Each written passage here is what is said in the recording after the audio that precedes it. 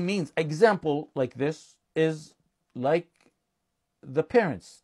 Some may have parents who fall into major sins or into bid'ah, like alcohol, for example, wal-'iyadhu billah, or some may fall into rituals of shirk. So there's a forced bond there. There's a forced friendship there because Allah subhanahu wa ta'ala says, وَصَاحِبْهُمَا فِي الدُّنْيَا مَعْرُوفًا. But what Ibn Taymiyyah is saying is that if there's a forced bond and it may affect one's religion, then one should abandon them. And they should abandon them in such relationships to the extent that they preserve their deen. And just as one should distance himself from fusaq and kuffar and mubtadi'ah, one should draw himself near to those that he sees are righteous and remind him of the akhirah. Sitting with them, spending time with them, taking their advice, giving them advice. Even nations before us knew and held on to this rule. In the famous story of the man from Bani Israel who killed 100 people, when he asked the alim, when he asked the knowledgeable person, the alim, the knowledgeable person told him, go to such and such land. There you will find devoted ubbad, devoted people who worship Allah subhanahu wa ta'ala. Join them in their worship and don't come back to your land because it's an evil place. He wanted him to go to an area where he has righteous surroundings. Allah subhanahu wa ta'ala said, وَلَا تَرْكَنُوا إِلَى الَّذِينَ ظَلَمُوا فَتَمَسَّكُمُ النَّارِ. Al-Qurtubi rahimahullah ta'ala said such a beautiful statement commenting on this verse. He said, this is proof on abandoning the people of kufr and sins like the people of bid'ah and their likes. In meaning, I'm giving it to you in meaning, because their friendship is kufr or a sin. Their friendship only comes from mawaddah. This is such an important statement. Friendship, prolonged friendship, unless it's for darura or ikrah or inkar of the munkar, that friendship negates or puts a deficiency in one's wala and bara by having mawaddah for them. He said, إِذِ الصُّحْبَ لَا تَكُونْ إِلَّا عَنْ مَوَدَّةٍ.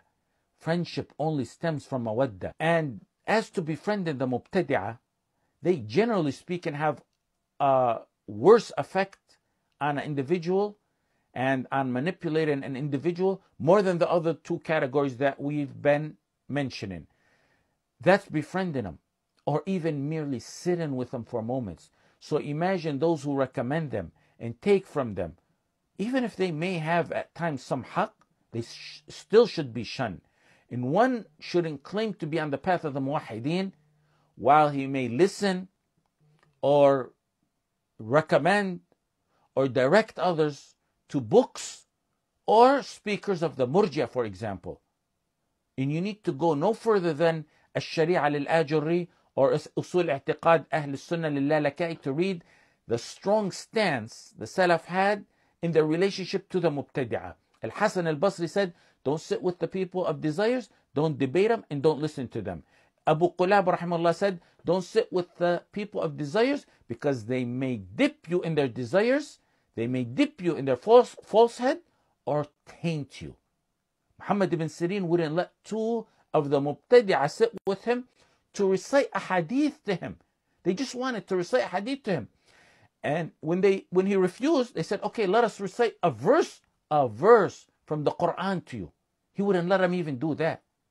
Fudayl ibn Iyad said, don't sit with the people of bid'ah because I fear the curse of Allah might befall upon you.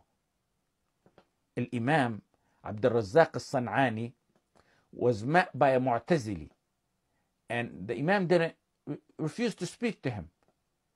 And the man, in summary, wanted to speak to him for a moment, and the Imam wouldn't let him. He said, because my heart is weak and religion is not a game for the winner. It's not, you don't go by, it's not like a wrestling match. You go by who wins. And if these Imams feared over their deen, what do we say today? Muhammad ibn al-Nadr al-Harithi and al-Dhahabi said, whoever listens, they were very similar, the statements they said, whoever listens to a person of bid'ah, knowing what he's saying, will render them free from the guardianship and protection of Allah subhanahu wa ta'ala, and they will be on their own. The hearts are weak, and the shubha and doubts may sweep one off their feet at times. Ibn Rajab and al-Dhahabi said, pertaining to Ibn Aqil al-Hanbali, they said he used to go to the Mu'tazila and learn from them or sit with them. And they warned him not to go until he ended up falling in their trap, and he became affected by some of their deviance and some of the qualities and attributes of Allah subhanahu wa ta'ala. In the hadith in Sahih al-Bukhari and Muslim, إنما مثل الجليس الصالح والجليس السوء كحامل المسك ونافخ الكير فحامل المسك إما أن يحذيك وإما أن تبتاع منه وإما أن تجد منه ريحا طيبة ونافخ الكير إما أن يحرق ثيابك وإما أن تجد ريحا خبيثة. The Messenger ﷺ gave the example of a good friend and an evil one. And he said the good friend is like one who carries the musk. The evil one is like the one who blows in a pair of bellows. The one who carries a musk, what do you get out of him? He either gives you perfume or you buy some perfume from him. The least of it is that you'll get a good smell from him. The evil friend is like the one who blows in a pair of bellows, and he'll either burn your clothes, or the least of it, you get a bad smell from him. The summary of the hadith is that the Messenger ﷺ is telling you good friends will affect you positively, and evil friends will affect you negatively. If one who befriends fusaq doesn't follow in their footsteps, then over time it will diminish the magnitude of the sin in his eyes. Ibn al-Jawzi and Sayyid al-Khatir said, I've seen nothing more harmful to a believer than mingling with those who are not good. Their nature is absorbing. It steals you. What he means is it'll swipe you off your feet. They will absorb you in their evil without you perceiving it. And if one doesn't start acting like them, Ibn al-Jawzi said, the least of it is with having such friendship, it will stall one from doing good. With friendship of the righteous, you will add purity to your heart.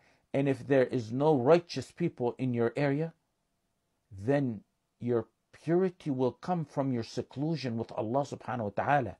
A pure muwahhid or muwahhida shouldn't take their precious moments with a kafir or a fasiq or a modernist or a murji, alleging that they need to socialize. In the prison interview with Sheikh Walid al-Sinani, Fakkallahu Asra, he said he loved his seclusion. Most who don't know about prison, may Allah subhanahu wa ta'ala save you all from it, when you're in a cell 24 hours a day and they tell you get ready, you have a few moments to get ready, you're going to the medical clinic or you're going to recreation, you love to go. Even though you're in shackles and cuffs, you love to go. You love to go to change the scenery, even though it's going from gray cemented walls to another set of gray cemented walls. Sheikh Walid al-Sinani said he loved his seclusion. When the interviewer asked him if he was forced, he said he didn't want to be in the interview. He didn't want to leave his cell. He'd rather be in his cell. And he, for those who don't know, Sheikh Walid chose solitary over the general population. He didn't want to be in general population. And many fight and struggle to be removed from segregation so they can be in general population.